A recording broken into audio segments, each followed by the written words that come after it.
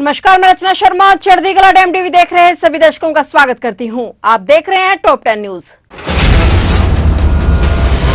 प्रधानमंत्री नरेंद्र मोदी ने नए महीने के आखिरी रविवार यानी आज मन की बात को संबोधित किया। अपने मासिक रेडियो कार्यक्रम में पीएम मोदी ने ऑपरेशन सिंदूर पर बात की। उन्होंने सेना के पराक्रम को भी जमकर सराहा। पीएम मोदी ने कई मुद्दों पर बात की। इस दौरान उन्होंने ऑपरेशन सिंदूर, भारतीय सेना के पराक्रम पर बात की। उन्होंने कहा कि देश के हर नागरिक ने संकल्प लिया है कि आतंकवाद को खत्म करना ही है। उन्होंने ये भी कहा कि ऑपरेशन सिंदूर सिर्फ एक सैन्य अभियान नहीं, यह बदलते भारत की तस्वीर है। प्रधानमंत्री ने कहा कि आज पूरा देश आतंकवाद के खिलाफ एकजुट है, आक्रोश से भरा हुआ है, संकल्पबद्ध है। आज हर भारतीय को यही संकल्प है कि हमें आतंकवाद को खत्म करना है। ऑपरेशन सिंदूर के दौरान हमारी सेनाओं ने जो पराक्रम दिखाया है, उसने हर हिंदुस्तानी का सिर ऊंचा कर दिया है।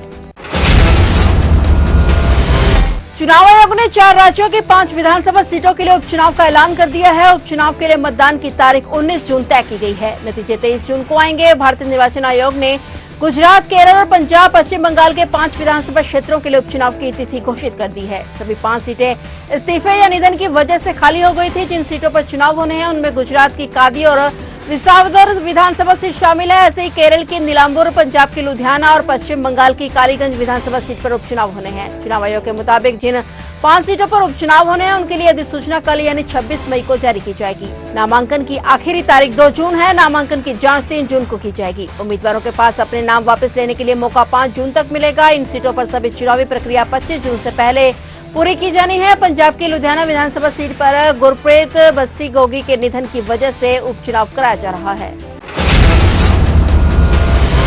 जो बोले सो निहाल के जयकारों के साथ पंच प्यारों की अगुवाई में आज सुबह ठीक 10 बजे हेमकुंड साहिब गुरुद्वारे के कपाट श्रद्धालुओं के लिए खोल दिए गए हैं। दिव्य पल के साक्षी बनने के लिए करीब 5000 श्रद्धालु वहां मौजूद रहे। हेमकुंड साहिब के दर्शनों को लेकर सिख श्रद्धालुओं में उत्साह बना हुआ है। कल शनिवार को ही गोविंदगढ़ गुरुद्वारे में अखंड साहिब को भोग अर्पित करने के बाद शब्द कीर्तन आयोजित किया गया। सुबह 8 बजे सेना और पंजाब से आए बैंड के मधुर धुन के बीच 5 प्यारों की अगुवाई में श्रद्धालुओं का पहला जत्था गांगड़िया के लिए रवाना हुआ। गुरुद्वारा हेमकुंड साहिब ट्रस्ट के अध्यक्ष नरेंद्रजीत सिंह बिंद्रा ने बताया कि शनिवार शाम 4 बजे पहला जत्था गांगड़िया पहुंच गया था और रविवार सुबह 5 बजे जत्थे में श्रद्धालु हेमकुंड साहिब के लिए रवाना किए गए। आम आदमी पार्टी के सुप्रीमो अरविंद केजरीवाल और पंजाब सीएम भगवंत मान आज पटियाला पहुंचे हुए थे और इस मौके पर केजरीवाल ने कहा कि पंजाब इंडस्ट्री को लेकर इतने बड़े ऐलान करने जा रहे हैं कि लोगों ने सोचे भी नहीं होंगे। कारोबारियों की सुरक्षा को लेकर सरकार काम कर रही है। अब सुप्रीमो अरविंद केजरीवाल, मुख्यमंत्री भगवंत मान और पंजाब आप अध्यक्ष अमन अरोड़ा ने आज पटियाला और नाभा का दौरा किया। उन्होंने काली देवी मंदिर में भी माथा टेका और फिर नाभा पहुंचे। इसके बाद सीएम मान ने कुछ स्थानीय नेताओं के साथ बैठक की। बता दें कि नाभा में आज सीएम मान ने महाराजा अग्रसेन की स्मारक बनाने के लिए शिलान्यास किया। पूर्व मंत्री और राष्ट्रीय जनता दल के विधायक तेज प्रताप यादव को राष्ट्रीय जनता दल से निकाल दिया गया है। राज्य सुप्रीमो और तेज प्रताप के पिता लालू यादव ने सोशल मीडिया पर पोस्ट कर यह ऐलान किया है। उन्होंने तेज प्रताप को 6 साल के लिए पार्टी से निलंबित कर दिया है। उन्होंने लिखा कि निजी जीवन में नैतिक मूल्यों की अवहेलना करना हमारे सामाजिक न्याय के लिए सामूहिक संघर्ष को कमजोर बताता है। बड़े बेटे की गतिविधि, लोक आचरण तथा गैर जिम्मेदार व्यवहार हमारे पारिवारिक मूल्यों और संस्कारों के अनुरूप नहीं है। इन परिस्थितियों के चलते उसे पार्टी और परिवार से दूर करता हूँ। अब से पार्टी और परिवार में उसकी किसी भी प्रकार की कोई भूमिका नहीं रहेगी। उसे पार्टी से 6 साल के लिए निष्कासित किया जाता है। केंद्रीय मंत्री मनोहर लाल खट्टर आज करनाल के कर्ण कमल कार्यालय में पहुंचे। यहां उन्होंने प्रधानमंत्री नरेंद्र मोदी के मन की बात कार्यक्रम सुना। इस मौके पर केंद्रीय मंत्री मनोहर लाल ने भारत को विश्व की 4थी अर्थव्यवस्था बनने पर खुशी जाहिर की। उन्होंने कहा कि देश के लिए यह बहुत बड़ी उपलब्धि है। पीएम मोदी के नेतृत्व में देश आगे बढ़ रहा है। वहीं कोरोना के बढ़ते हुए केसों को लेकर भी उन्होंने चिंता व्यक्त की। इस दौरान केंद्रीय मंत्री मनोहर लाल ने सांसद जागड़ा के बयान पर बोलते हुए कहा कि सांसद जागड़ा का ये बयान निजी है, पार्टी का बयान नहीं है। बता दें कि सांसद जागड़ा के बयान के बाद सियासत गरमाई हुई है, जिसके चलते पार्टी नेताओं को सफाई देनी पड़ रही है।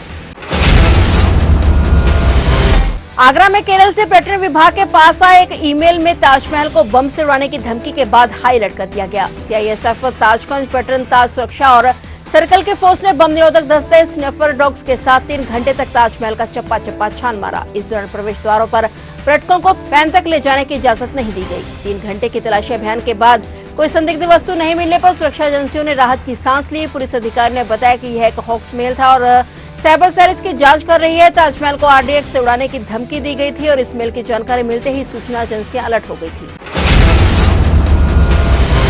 भारत में जासूसी के एक बड़ी साजिश का पर्दाफाश हुआ है, जिसने सुरक्षा एजेंसियों को भी हैरान कर दिया है। ये मामला ज्योति जासूसी केस से जुड़ा हुआ है, जिसके बाद देश के कई हिस्सों से 15 से ज्यादा जासूस पकड़े जा चुके हैं और पूछताछ के दौरान कई चौंकाने वाली बातें सामने आई हैं। ताजा मामला वाराणसी का है, जहां यूपी एटीएस ने एक ऐसे जासूस को गिरफ्तार किया है जो पाकिस्तान की महिला एजेंट के प्रेम जाल में फंसा था और भारत के खिलाफ खतरनाक साजिश में शामिल हो गया। इस आरोपी का नाम मोहम्मद तुफैल है। तुफैल धीरे धीरे जासूस बनने के साथ साथ आतंक की मानसिकता का भी शिकार हो गया। जांच में पता चला कि तुफैल खुद को गजबाए हिंद और हदीस के साथ लड़ने वाला सिपाही बताता था और इसकी सोच कट्टरपन से इतनी प्रभावित हो गई थी कि वह अन्य युवाओं को भी इस मुहिम से जोड़ने लगा था। उसके फोन से लगभग 800 पाकिस्तानी नंबर मिले हैं और 19 व्हाट्सएप ग्रुप का वह संचालन करता था। लखनऊ की कोर्ट में तुफैल के रिमांड के लिए तैयारियां चल रही हैं।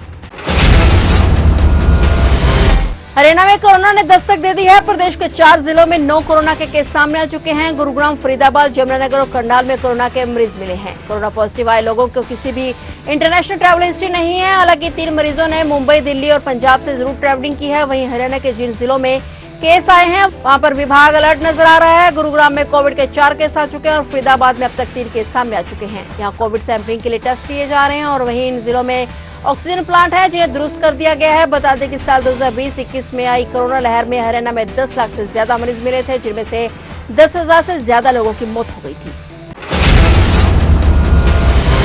गाजियाबाद में आंधी बारिश ने भारी तबाही मचाई है। इसी के चलते लोनी के इंद्रपुरी कॉलोनी स्थित एसीपी स्कूल बिहार कार्यालय की तेज बारिश के चलते छत गिर गई। कार्यालय में सो रहे दरोगा वीरेंद्र कुमार मिश्रा मलबे में दब गए। सुबह जब अन्य पुलिसकर्मी पहुंचे तो घटना का पता चला। मलबे से निकालकर वीरेंद्र कुमार मिश्रा को अस्पताल में भर्ती कराया गया। अस्पताल में उन्हें मृत घोषित कर दिया गया। स्थानीय पुलिस ने संबंधित अधिकारियों को घटना की जानकारी दी। एसीपी ने बताया कि संबंधित अधिकारियों को अवगत करवा दिया गया है और आगे की कार्रवाई जारी है।